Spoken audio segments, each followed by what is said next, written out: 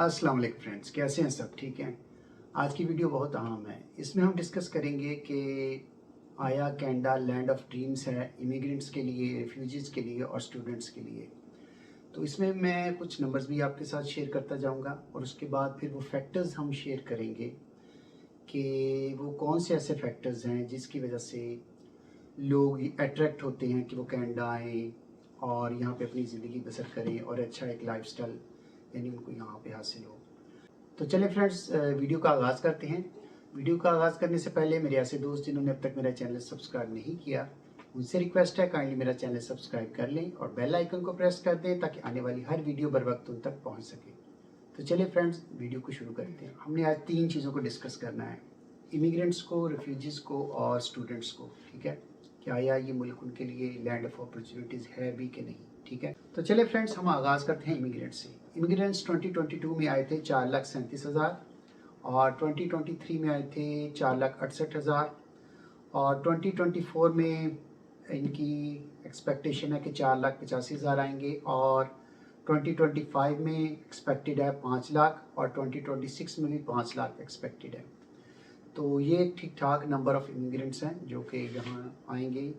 और इसमें मैं आपको एक चीज़ बताता चलूँ कि इतने ज़्यादा इमिग्रेंट्स क्यों यहाँ मतलब आते हैं या ज़्यादा इमिग्रेंट्स को क्यों यहाँ वेलकम किया जाता है।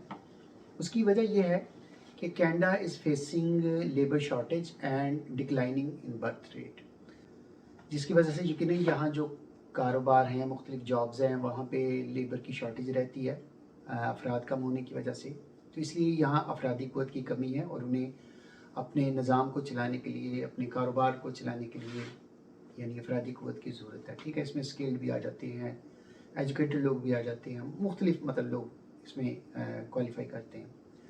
तो इसलिए कनाडा हमेशा से ही इमिग्रेंट्स को वेलकम करता है और जैसे कि आप जानते हैं कि इनकी पॉपुलेशन का बहुत बड़ा हिस्सा है। तो दूसरे नंबर पे फ्रेंड्स आ जाते हैं स्टूडेंट। उनका भी थोड़ा सा मैं डाटा आपके साथ शेयर करता चलूँ। 2019 में आए थे 6,37,000 के करीब, 2020 में आए थे 5,27,000 के करीब और 2021 में आए थे 6,17,000 के करीब, 2022 में आए थे 8,07,000 के करीब और 2023 में ये फिगर है, यकीनन आप सुन के हैरान होंगे, 900,000 के करीब, जो कि बहुत बड़ा फिगर है। तो ये एक समझ लें Canada one of the leading country है जो कि स्टूडेंट को वेलकम करता है।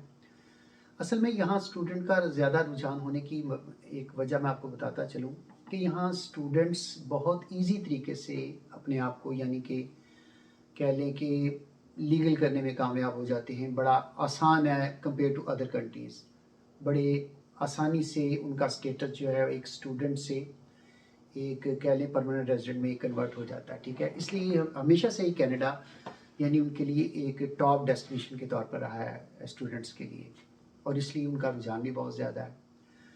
तो इसके बाद फ्रेंड्स जो नेक्स्ट है कैटेगरी वो आ जाती है रिफ्यूजीज़ की। तो Canada is also number 1 leading country to accept the refugees in the world और उसमें मैं आपको थोड़ा सा ज़्यादा नहीं थोड़ा सा डाटा आपसे शेयर करता हूँ कि 2022 में इन्होंने वेलकम किया था 1,40,000 रिफ्यूजीज़ को और 2021 में 1,30,000 के करीब रिफ्यूजीज़ को। ठीक है, जो कि ठीक ठाक नंबर है। तो ये कुछ नंबर्स थे, मैंने कहा चलिए आप दोस्तों के साथ शेयर करूं कि यानी इन तीनों कैटेगरीज़ का आप समझ लें कि ठीक ठाक रुझान है कनाडा को एज अ डेस्टिनेशन कंसीडर करते हुए। तो इसलिए ये इनके लिए एक बेहतरीन डेस्टिनेशन है। अब हम फ्रेंड्स डिस्कस करेंगे वो फैक्ट्स एंड फिगर्स जिसकी वजह से मतलब ये लोग या कोई भी इंसान कनाडा आना चाहता है, यहाँ सेटल डाउन होना चाहता है, यहाँ अपनी ज़िंदगी बसर करना चाहता है। ठीक है ना। तो नंबर 1 पे आ जाता है ब्रदर बेस्ट अपॉर्चुनिटीज़। ठीक है, यहाँ पे आप बिलीव करें कि मेरा ख्याल है कि जितने भी टॉप कह सकते हैं डेवलप्ड कंट्रीज़ हैं उनमें से Canada is one of the leading country जहाँ पे आपको बेटर अपॉर्चुनिटीज़ मिलती हैं। ठीक है, अगर आप में टैलेंट है, अगर आप में स्पार्क है और यकीन करें आप यहाँ पे कामयाब होंगे इंशाल्लाह। थोड़ी सी स्ट्रगल करनी पड़ती है शुरू में। ये नहीं मैं कह रहा कि आप आते ही मतलब आपको चीफ एग्जीक्यूटिव बना देंगे या आपको आते किसी मतलब सीईओ की कुर्सी पे बिठा देंगे, ऐसा नहीं होता, कहीं भी ऐसा नहीं होता। मगर अगर आप में टैलेंट है, आप में स्पार्क है, तो आप देखेंगे कि इंशाल्लाह एक ना एक दिन यहाँ पर वो जब जब भी आपको मौका मिलेगा आप क्लिक करेंगे और फिर आपको उसके टैलेंट के इक्वल यानी जो कह सकते हैं उसका रिवार्ड मिलेगा। ये नहीं है कि जैसे आप 100% अपनी एफर्ट पुट कर रहे हैं और आपको जस्ट रिवार्ड मिल रहा है 20%, ऐसा नहीं है यहाँ पे। अगर आप 100% एफर्ट पुट कर रहे हैं आपको 100% ही यहाँ पे रिवार्ड मिलेगा। ये इसकी बहुत बड़ी खूबी है यहाँ पे सिस्टम की। अच्छा, उसके बाद आ जाता है कि जस्टिस सिस्टम। यहाँ का जस्टिस सिस्टम बेहतरीन है। आप बिलीव करें, आप सोच नहीं सकते कि अगर बहुत बड़े किसी ओहदे पे भी कोई बंदा है ना, उससे कोई गलती हो गई है तो आप ये नहीं इमेजिन कर सकते कि बंदा निकल जाएगा जी वो बड़ा आदमी है या उसकी एक्सेस से या उसकी अप्रोच या बस सिफारिश करा देगा। ऐसा कुछ नहीं है यहाँ पे। अगर उसने गलती की है तो ही हैज़ टू फेस।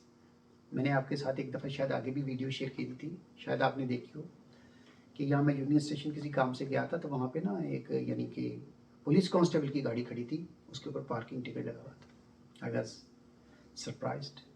आप सोच सकते हैं इंडिया पाकिस्तान या किसी हमारे उधर यानी किसी भी ऐसी कंट्री में किसी पुलिस वाले की गाड़ी इस तरह खड़ी और उसको पार्किंग वाला टिकट दे जाए।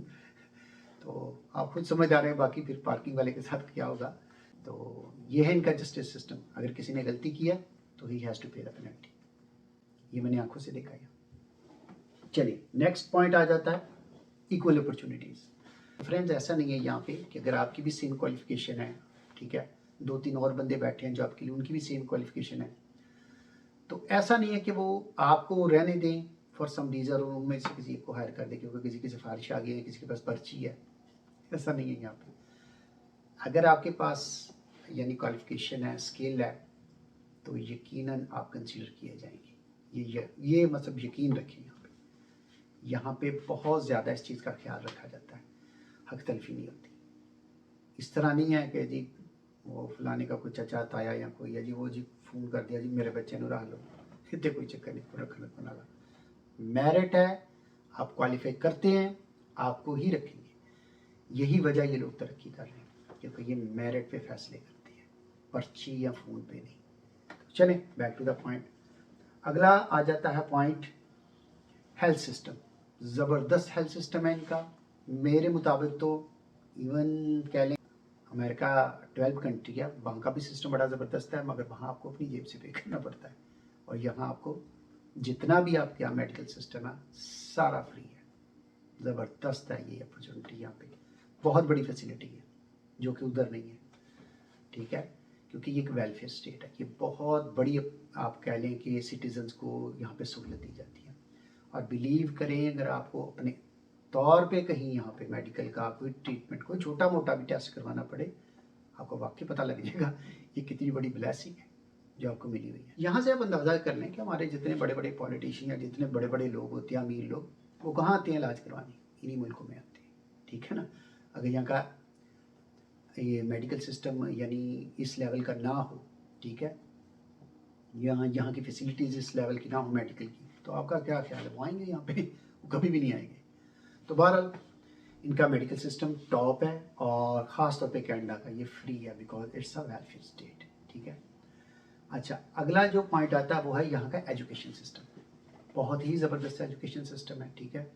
आप वहाँ इंडिया पाकिस्तान या किसी भी वहाँ पे हमारे जो थर्ड वर्ल्ड कंट्री हैं वहाँ पे आप मेरे ख्याल 50-60-70 हज़ार दे के भी उस लेवल की एजुकेशन अपने बच्चे को स्कूल में नहीं दिला सकते जो यहाँ पर आपको फ्री दी जाती है।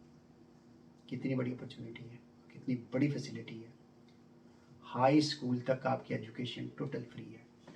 अच्छा, उसके बाद भी यानी कि आपको पता है एजुकेशन थोड़ी सी एक्सपेंसिव हो जाती है, ठीक है, मगर होता क्या है कि वो फिर आपको स्टूडेंट लोन मिल जाता है और वो इंटरेस्ट फ्री होता। बहरहाल कहने का मकसद है कि स्टूडेंट्स को ख़ास तौर पर उनकी बहुत केयर करते हैं, उन्हें पता है ये हमारा फ्यूचर है, वो अपने फ्यूचर में इन्वेस्ट करते हैं, ज़ाया नहीं करते।